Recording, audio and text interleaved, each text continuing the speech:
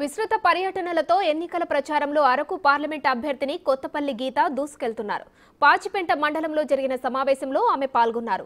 పాచిపెంట మండలంతో తనకు మంచి అవినవభావ సంబంధం ఉందన్నారు.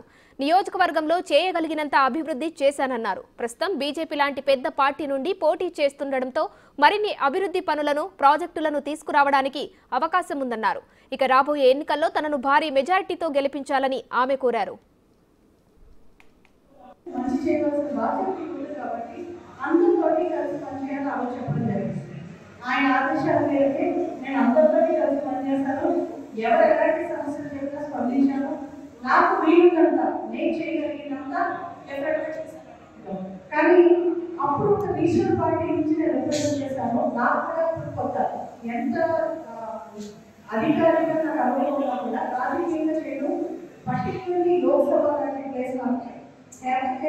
ప్లేస్లో ఎలాగ సమస్యలను రిప్రజెంట్ చేయాలి అన్నది తెలుసుకోవడానికి కూడా చాలా సమయం పడుతుంది. అంటే ఇప్పుడు ప్రస్తుతం చూస్తే మనం చాలా మంది ఎంపీకి ఇప్పటికీ ఒక క్వశ్చన్ ఎలా కావాలి, లేకపోతే ఒక సమస్యను ఎలాగ లేవనెత్తాలి అన్నది కూడా తెలియని పరిస్థితుల్లో ఈరోజు ఉండదు. దానికి ఎగ్జాంపుల్ ఎవరో కాదు, మనకి ఇప్పుడు 5 సంవత్సరాలు ఉన్న ఎంపీ ఇప్పుడు పార్లమెంట్ ఎన్నిసార్లు మాట్లాడారో చూసారు కదా, ఎప్పుడైనా కనిపించారా?